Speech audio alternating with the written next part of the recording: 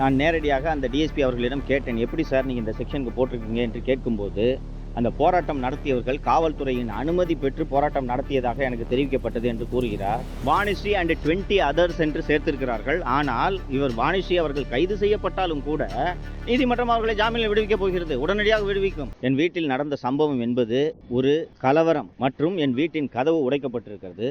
So கலவரம், அதுபோக வீட்டில் உள்ள பொருட்கள் எல்லாம் உடைக்கப்பட்டுள்ளன. ஸோ இந்த 3 செக்ஷனையும் சிபிசிஐடி போட்டிருந்தாங்கனாலேயே நீதித்துறை நடுவர் அவர்கள் ஜாமீனில் இவர்களை விடுதலை செய்திருக்க மாட்டார். கீழ்ப்பாக்கம் காவல் நிலையத்தில் அனுமதி வாங்கி கொண்டு வந்துதான் இந்த போராட்டம் நடைபெற்றதாக எனக்கு அதிகாரிகள் தெரிவிக்கின்றனர். ஒருத்தரோட வீட்டில் போய் போராட்டம் நடத்துறதுக்கு, அதுவும் கையில மலை குவியலோடு போய் ஒருத்தரை போராட்டம் நடத்துறதுக்கு காவல்துறை எப்படி அனுமதிக்கும் என்பதை உங்களுடைய முடிவுக்கே நான் விட்டுவிடுகிறேன். இவர்களை கைது செய்து கஸ்டடியில் எடுத்து விசாரித்தால் மட்டும்தான் இந்த தாக்குதலின் பின்னணியில் இருந்தது யார், இந்த தாக்குதலுக்கு தூண்டிவிட்டது யார், செல்வ பெருந்தகை அவர்களின் பங்கு இந்த தாக்குதலில் என்ன என்பதெல்லாம் கஸ்டடியில் எடுத்து விசாரிச்சாதான் இந்த உண்மை வெளியே வரும். சிபிசிஐடியும் சேர்ந்து இந்த வழக்கில் சம்பந்தப்பட்டவர்களை காப்பாற்ற வேண்டும் என்ற நோக்கத்தில் தான் செயல்படுகிறார்கள் என்பது தெரிய வருகிறது. சிபிசிஐடியும் இந்த விசாரணையை நியாயமான முறையில் நடத்தும் என்ற நம்பிக்கை எனக்கு துளியும் இல்லை. இந்த எஃப்ஐஆரை வைத்து நேற்று கைது செய்யப்பட்ட 5 ஜாமீனில் விடுதலை செய்யப்பட்டதையும் வைத்து சென்னை உயர்நீதிமன்றத்தை இது தொடர்பாக அணுகலாம் என்று இருக்கிறேன். வாணிஸ்ரீயை கைது செய்ய வேண்டும் என்ற வார்த்தை செல்வ பெருந்தகை அவர்கள் வாயிலிருந்து இதுவரை ஏன் வரவில்லை?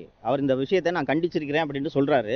இதில் சம்பந்தப்பட்ட வாணிஸ்ரீயை கைது செய்ய வேண்டும் என்று செல்வ பெருந்தகை அவர்கள் ஒரு அறிக்கை கொடுக்கட்டும், அந்த குற்றச்சாட்டுகளை நான் வாபஸ் வாங்கிக் கொள்கிறேன். இந்த வழக்கை சரிவர விசாரித்து இதன் பின்னணியில் யார் இருக்கிறார்கள் என்பதை கண்டுபிடிக்காவிட்டால் இந்த வழக்கை சரிவர விசாரணை செய்யாத அதிகாரிகளும் நாளை நீதிமன்றத்தால் தண்டிக்கப்படுவார்கள் என்பதை தெளிவுபட இந்த அதிகாரிகளுக்கு தெரிவித்துவிட்டு வந்தேன். தற்காலிக துப்புரவு பணியாளர்கள் இருக்கும்போது அவர்களுக்கு நீங்கள் இந்த வாகனங்களை ஏன் வாங்கி தரவில்லை என்று தான் நான் கேள்வி எழுப்பினேன். ஏன் இந்த வாகனங்களை பெரும் பயனாளிகளை கண்டறிவதற்காக செல்வ பெருந்தகை பரிந்துரைத்த தனியார் நிறுவனத்தை ஏன் தேர்ந்தெடுத்தீர்கள் என்பதுதான் என்னுடைய கேள்வி. ஒரு தனியார் நிறுவனத்தை தேர்ந்தெடுத்து அவர்கள் மூலமாக நீங்கள் இந்த திட்டத்தை செயல்படுத்தியதுதான் ஊழலுக்கு வழிவகுத்து இருக்கிறது என்பதைத்தான் நான் சொன்னேன். அந்த துப்புரவு தொழிலாளர்கள் என்ன கேள்வி எழுப்புறாங்க? தற்காலிக பணியாளராக நாங்கள் 1500 பேர் இத்தனை வருஷமா வேலை செஞ்சுட்டு இருக்கோம், நீ எனக்கு ஏன் வண்டி கொடுக்கல என்று கேட்கிறார்கள். ஃபேஸ்புக்கில் லைவ் போட்ட வாணிஸ்ரீ விஜயகுமார் என்பவர் அவருடைய அலுவலகத்திலும் வீட்டிலும் இப்போதும் அவைலபிளாக இருக்கிறார். ஆனால் அவரை கைது செய்வதற்கு பதிலாக நேற்று சிபிசிஐடி அந்த 77வது வார்டு கவுன்சிலர் சுமதி புத்தநேசன் என்பவரின் அலுவலகத்தில்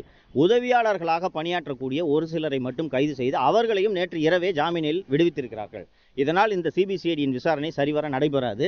நான் இது தொடர்பாக நீதிமன்றத்தை அணுகிறேன். ஸோ இந்த 3 செக்ஷனையும் சிபிசிஐடி போட்டிருந்தாங்கனாலேயே நீதித்துறை நடுவர் அவர்கள் ஜாமீனில் இவர்களை விடுதலை செய்திருக்க மாட்டார். ஆனால் இந்த வழக்கில் சம்பந்தப்பட்டவர்கள் அத்தனை பேரும் உடனடியாக ஜாமீனில் வெளிவர வேண்டும் என்பதற்காகவே பலவீனமான பிரிவுகளில் சிபிசிஐடி இந்த எஃப்ஐஆரை பதிவு செய்துள்ளது என்பதை நான் தெரிந்து கொண்டேன். நான் நேரடியாக அந்த டிஎஸ்பி அவர்களிடம் கேட்டேன், எப்படி சார் நீங்கள் இந்த செக்ஷனுக்கு போட்டிருக்கீங்க என்று கேட்கும்போது, அந்த போராட்டம் நடத்தியவர்கள் காவல்துறையின் அனுமதி பெற்று போராட்டம் நடத்தியதாக எனக்கு தெரிவிக்கப்பட்டது என்று கூறுகிறார். ஒருவருடைய வீட்டில் போய் நான் நேற்று தொடர்ந்து நான் சொல்லிக் கொண்டு வருகிறேன், கீழ்ப்பாக்கம் காவல் நிலைய அதிகாரிகளின் உதவியோடு தான் இந்த போராட்டம் நடைபெற்றிருக்கிறது என்பதை நான் தொடர்ந்து சொல்லிக் கொண்டு வந்தேன். இப்போது இந்த விவரம் மேலும் உறுதிப்படுத்தப்பட்டுள்ளது. கீழ்ப்பாக்கம் காவல் நிலையத்தில் அனுமதி வாங்கி கொண்டு வந்துதான் இந்த போராட்டம் நடைபெற்றதாக எனக்கு அதிகாரிகள் தெரிவிக்கின்றனர். ஒருத்தரோட வீட்டில் போய் போராட்டம் நடத்துறதுக்கு, அதுவும் கையில மலை குவியலோடு போய் ஒருத்தரை போராட்டம் நடத்துறதுக்கு காவல்துறை எப்படி அனுமதிக்கும் என்பதை உங்களுடைய முடிவுக்கே நான் விட்டுவிடுகிறேன். ஸோ இப்போ இந்த சிபிசிஐடி வீட்டு கதவை உடைச்சிருக்காங்க, கலவரம் பண்ணியிருக்காங்க, சொத்துக்களை எல்லாம் உடைத்திருக்கிறார்கள். இந்த செக்ஷன்ஸை போட்டிருந்தாலே நீதிமன்றம் ஜாமீனில் இவர்களை விடுவிக்காது. ஆனால் ஜாமீனில் வெளிவரக்கூடிய பிரிவுகளை மட்டுமே பதிவு செய்து இந்த எஃப்ஐஆர் தாக்கல் செய்யப்பட்டுள்ளதால் இந்த வழக்கில் யார் கைது செய்யப்பட்டாலும் உடனடியாக அவர்களை நீதிமன்றம் ஜாமீனில் விடுவிக்க வேண்டிய சூழலுக்கு ஏற்பதான் இந்த எஃப்ஐஆர் போடப்பட்டுள்ளது. இவர்களை கைது செய்து கஸ்டடியில் எடுத்து விசாரித்தால் மட்டும்தான் இந்த தாக்குதலின் பின்னணியில் இருந்தது யார், இந்த தாக்குதலுக்கு தூண்டிவிட்டது யார், செல்வ பெருந்தகை அவர்களின் பங்கு இந்த தாக்குதலில் என்ன என்பதெல்லாம் கஸ்டடியில் எடுத்து விசாரிச்சாதான் இந்த உண்மை வெளியே வரும். ஆனால் கஸ்டடியில் எடுக்கக்கூடாது, இவர்கள் உடனடியாக ஜாமீனில் செல்ல வேண்டும் என்ற நோக்கத்தில் தான் ஜாமீனில் வெளிவரக்கூடிய இந்த பிரிவுகளில் இந்த எஃப்ஐஆர் பதிவு செய்யப்பட்டுள்ளது.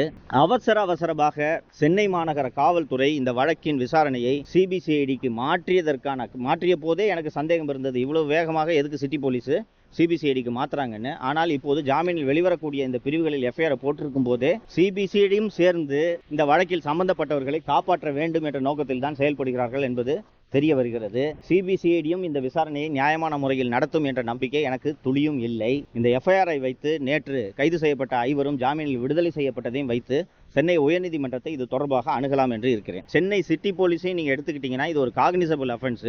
அவர்கள் இந்த எஃப்ஐஆரை பதிவு செய்து நான் பெயிலபிள் செக்ஷன்ஸை சேர்த்து சிபிசிஐடி கிட்ட கொடுத்துருந்தாங்கன்னா இவர்கள் அந்த லைனில் இன்வெஸ்டிகேஷனை கண்டினியூ பண்ணியிருப்பாங்க. ஆனால் வெறும் சிஎஸ்ஆரை டிரான்ஸ்ஃபர் பண்ணி சிபிசிஐடிக்கு அனுப்பிய பிறகு சிபிசிஐடி பெயிலபிளான செக்ஷனை மட்டும் இந்த வழக்கில் சேர்த்திருப்பதன் மூலமாக இந்த வழக்கில் சம்பந்தப்பட்ட குற்றவாளிகள் அத்தனை பேரையும் காப்பாற்ற வேண்டும் என்ற நோக்கத்தில் தான் சிபிசிஐடியும் செயல்படுகிறது என்று நான் புரிந்து கொள்கிறேன். வாணிஸ்ரீ அண்ட் 20 அதர்ஸ் என்று சேர்த்திருக்கிறார்கள். ஆனால் இவர் வாணிஸ்ரீ அவர்கள் கைது செய்யப்பட்டாலும் கூட நீதிமன்றம் அவர்களை ஜாமீனில் விடுவிக்க போகிறது, உடனடியாக விடுவிக்கும். வாணிஸ்ரீயை கைது செய்து போலீஸ் கஸ்டடியில் எடுத்து விசாரிச்சாதான் வாணிஸ்ரீ யாருடைய தூண்டுதலில் இந்த தாக்குதலை மேற்கொண்டார், எத்தனை நாட்களாக இதற்கான தயாரிப்பு வேலைகளில் ஈடுபட்டார் என்பது தெரிய வரும். ஸோ நீங்கள் வாணிஸ்ரீயை சேர்த்தாலும் சரி, செல்வ பெருந்தகையே இதில் நீங்கள் குற்றவாளியாக சேர்த்தாலும் அவர்களை நீதிமன்றம் சிறைக்கு அனுப்ப போவதில்லை.